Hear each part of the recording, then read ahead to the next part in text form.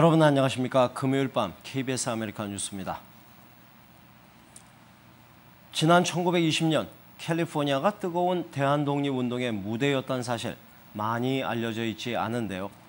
독립전쟁에 나설 비행 조종사까지 양성했던 이민 1세대의 선조들의 역사의 현장을 돌아봤습니다. 김한주 특파원입니다. 3.1운동 한 해 뒤인 1920년 캘리포니아 이민 1세대들의 만세 행진입니다.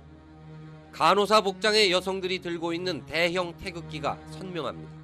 먹고 사는 거 외에 자아의식을 회복하기 위해서도 독립운동을 안 할 수가 없었거든요.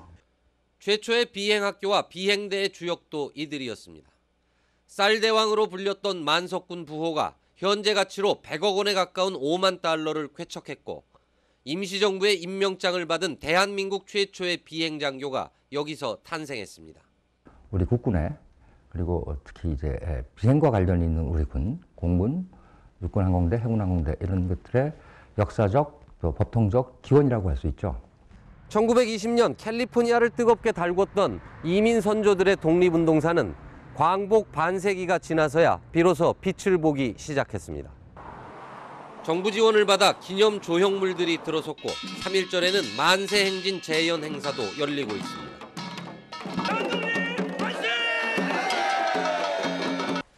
하지만 후손들이 떠나면서 유품들도 흩어져 있고 비행학교터는 보존의 손길이 닿지 않은 채 방치돼 있습니다. They helped to develop this community.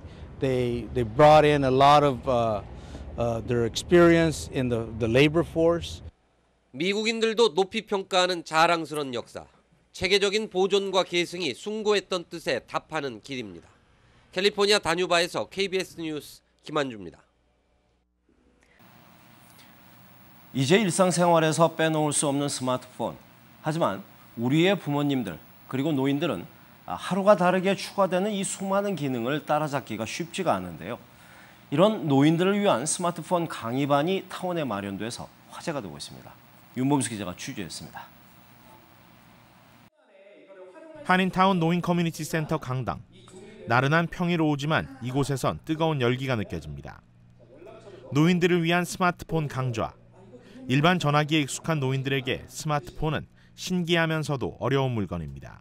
아니 이런 거 안 쓰다가 쓰니까 신기하죠. 처음에 전화도 못 걸고 막 이것이 화면이 누워있고 정신이 없어가지고 정말 그만두구나 그 생각도 했어요. 그렇게 못하게 생겼으면 그만둘까? 아니요, 내가 할 거야. 기본적인 작동부터 시작해 문자 메시지, 사진과 동영상까지 강사가 가르쳐준 대로 하나하나 따라해봅니다. 이해가 될 듯 말 듯 손바닥만한 이 스마트폰에 수많은 기능을 따라잡기에는 아직은 역부족입니다. 스마트폰을 배우지만 필기는 노트나 수첩에 해야 제격. 그래도 눈빛만큼은 젊은 학생들 못지않습니다. 걔들이 바쁘니까 이거 붙잡고 이거 좀 해달라고 하지 않아서 내 스스로가 하려고 하니까 그게 잘 안 돼요. 그래 이거 해준다고 해서 얼마나 반가운지. 노인센터 여름 프로그램의 일환으로 개설된 스마트폰 강좌는 일부 뒤에 앉아 수업을 들어야 할 정도로 정원이 예상을 넘었습니다. 노인센터 측은 폭발적인 호응에 격주로 운영되는 스마트폰 클래스를 주 1회로 확대하는 것도 고려 중입니다. 우리 23가지 중에서는 가장 지금 스마트폰 프로그램이 가장 왕성한 것 같아요. 그래 거의 200여 명이 이렇게 오시게 돼서 떨어진 가족들을 위해서 한국에서 또 연락 오는 사람들 이제 연락도 주고받게 하기 위해서 열심히 배우려고 더 하시는 것 같아요. 그래서 저도 최대한 그 부분에서 도와드리고 싶은 마음이 있고요. 어느덧 일상생활의 중요한 수단이 돼버린 스마트폰. 할머니, 할아버지들에게 스마트폰은 가족과 소통하고 세월을 거스르고 싶은 열정의 상징입니다. KBS 뉴스 윤범수입니다. 케빈 드 레온 가주상원 의장이 한인 사회를 찾아 한인들을 위한 정책 마련과 한인 정치인 중용을 약속했습니다. 또 한인 사회를 대상으로 펼쳐졌던 사랑의 책가방 행사는 백투스쿨을 앞두고 아름다운 결실을 맺었습니다. 한인 사회 소식 노승우 기자가 취재했습니다. 케빈 드 레온 가주 상원 의장이 한인 사회를 방문했습니다. 가주 상원 의장과 더불어 한인타운을 포함한 상원 24지구를 관할하는 들레온 상원 의장은 캘리포니아 정치에서 인종적 다양성을 강조하며 한인 사회를 위한 법안 마련과 정치력 신장을 위해 노력하겠다고 밝혔습니다. 실제 올해 들어 벤 박 씨와 존 최 씨를 각각 보좌관과 가주 상원 코커스 국장으로 임명하는 등 올해 들어 한인 사회와 밀접한 행보를 계속하고 있는 들레온 시의장은 특히 최근 주 상원에 출마한 강석희 전 얼바인 시장의 당선도 적극 지원하겠다고 밝혔습니다. I am strongly supportive. More diversity in the Senate is much better because it gives us different eyes, it gives us different ears to understanding cultures and how it plays into our economy, into our future. So Suki Khan is my candidate, and I'm very happy that he's running for state senate. 이날 행사에는 강석희 가주 상원 후보와 제임스한 LA 한인 회장 등 100여 명의 한인 인사들이 참석했습니다. 백투스쿨 시즌 한인 위탁 아동들을 돕기 위해 마련한 사랑의 책가방 행사가 아름다운 결실을 맺었습니다. 지난 7월 한 달간 모인 가방과 학용품들은 모두 333개, 단체와 업체, 개인 등 한인 사회 후원이 이어지면서 당초 목표량을 3배 가까이 달성했습니다. There are so many children. They never see any new backpack. They never receive any new stationery for school. So your help, your generosity is deeply appreciated. Thank you for putting your loving heart into actions. 한인 가정 상담소는 후원받은 물품들을 카운티 아동보호국에 전달했습니다. 아동보호국은 현재 위탁 보호받고 있는 한인과 아시안 아동들에게 우선적으로 가방을 전달할 예정입니다. KBS 뉴스 노승욱입니다. 아베 일본 총리가 전후 70년 담화를 발표했습니다. 침략과 사죄 등 무라야마 담화의 핵심 단어가 모두 포함됐지만 진정성 있는 사과와는 거리가 있었다. 이런 평가입니다. 도쿄 박재우 특파원입니다. 아베 총리의 전후 70년 담화는 본인의 직접 표현 대신 이전 담화를 인용하는 과거형 표현으로 되어 있습니다. 痛切な反省と心からのお詫びの気持ちを表明してきました。 침략과 식민 지배에 대한 일본의 책임도 명확히 하지 않았습니다.侵略、戦争、いかなる武力の威嚇や行使も国際紛争を解決する手段としては支配と侵略によって多くの国々、とりわけアジア諸国の人々に対して多大の損害と苦痛を与えました。 아베 총리와는 달리 10년 전 고이즈미 담화는 직접적인 표현으로 반성을 담아냈습니다.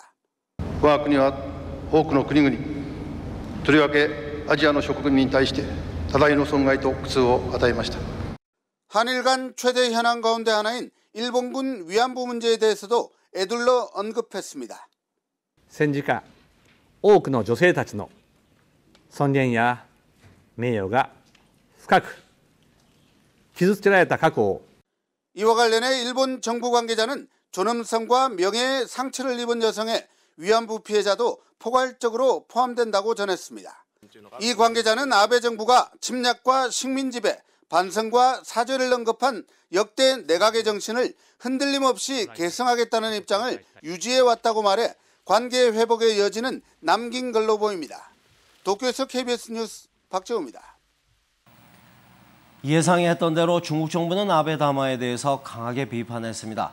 세계 주요 언론들도 일제히 아베 총리의 전후 70년 담화가 미흡했다고 평가하고 있는 가운데 미국 정부만 환영의 입장을 발표했습니다. 보도에 유원중 기자입니다. 군국주의 침략 전쟁에 대해 진정한 사과를 하라. 어젯밤 늦게 중국 외교부가 발표한 공식 논평입니다. 중국은 군국주의 침략 전쟁을 반성하고 사죄해야만 일본은 중국 등 아시아 주변국과의 관계를 개선할 수 있을 것이라고 비판했습니다. 그러면서 중국 주재 일본 대사에게 이 같은 엄중한 입장을 전달했다고 했습니다. 영국 BBC와 가디언, 프랑스 르몽드와 독일 언론들도 아베 담화가 충분하지도 새롭지도 않은 사죄였다고 꼬집었습니다. 미국 언론들도 비판 대열에 합류했습니다. 워싱턴 포스트는 사죄의 표현이 명확하지 않았다고 했고, 뉴욕타임스는 아베 총리가 자신의 목소리로 사죄하지 않았다고 지적했습니다. That certainly wouldn't go far enough for the comfort women themselves and for the many people here in South Korea who have been calling on Prime Minister Abe to acknowledge them. 다만 미국 정부는 아베 담화를 환영했습니다. 백악관 국가안보회의 네드 프라이스 대변인은 아베 총리가 2차 세계대전 당시 일본이 가한 고통에 대해 깊은 후회를 표현한 것과 이전 정부의 담화를 계승한다고 한 약속을 환영한다고 밝혔습니다. KBS 뉴스 유원중입니다. 세계 각국의 주요 외신들은 아베 총리의 담화가 전후 세대에 대해서 직접 반성과 사과를 회피했다는 점을 강조해서 보도했습니다. 이어서 이정민 기자입니다. 중국 관영 신화통신은 아베 총리의 담화 내용을 속보로 전하며 담화가 직접적인 반성과 사과를 회피했다고 평가했습니다. 전반적으로 역대 내각의 역사인식에 대한 입장을 회고하는 방식으로 이뤄졌고 자신만의 사죄를 하진 않았다고 전했습니다. 외신들은 아베 총리가 전후 세대의 사죄를 계속할 숙명을 지워서는 안 된다고 말한 점을 강조해 보도했습니다. AP통신은 아베 총리의 담화가 불충분한 사죄에 그쳤다고 평가하면서 한국과 중국이 이 담화를 면밀하게 지켜봤다고 전했습니다. 로이터 통신은 아베 총리가 일본에 고통받은 사람들에게 애도를 표한다면서도 미래 세대가 과거 잘못에 대해 계속 사과하게 해서는 안 된다고 언급한 점을 집중 보도했습니다. KBS 뉴스 이정민입니다. 광복 70년, 이젠 남과 북이 통일의 길로 나아가야 할 때인데요. 통일은 어떤 미래를 선사할까요? 통일 이후에 눈부신 성장세를 보이고 있는 옛 동독 지역의 드레스덴을 이민우 특파원이 취재했습니다. 엘베강의 피렌체로 불릴 만큼 문화와 예술이 꼽힌 독일 드레스덴. 그러나 2차 대전 당시엔 융단 폭격으로 잿더미로 변했었고 이후 분단 시절에도 오랜 침체에서 벗어나지 못했습니다. 그리고 통독 25주년, 드레스덴은 폐허를 딛고 새로운 도시로 거듭났습니다. Ich bin beruflich nach Dresden gekommen, weil es mir hier halt einfach eine Perspektive geboten wurde und ich bin auch hier mit dem Leben sehr zufrieden und würde auch nicht wieder zurück wollen.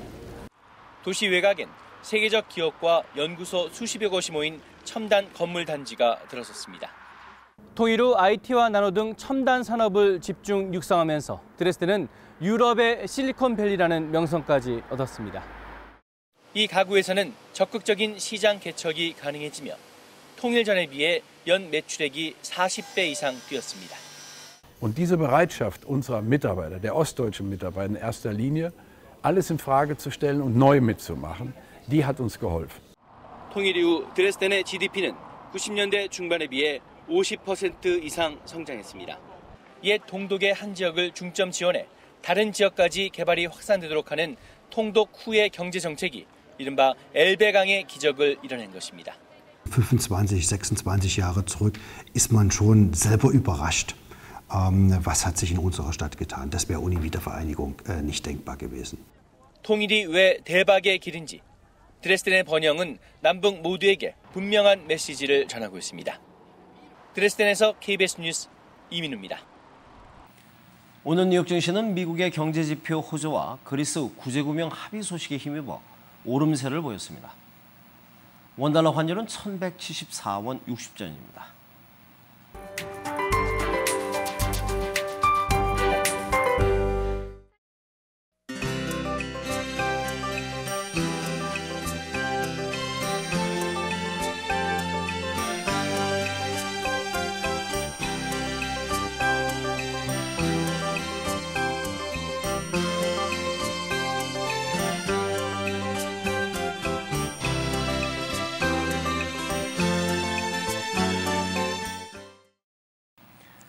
금요일 밤 KBS 아메리카 뉴스를 마칩니다. 시청해주신 여러분 고맙습니다.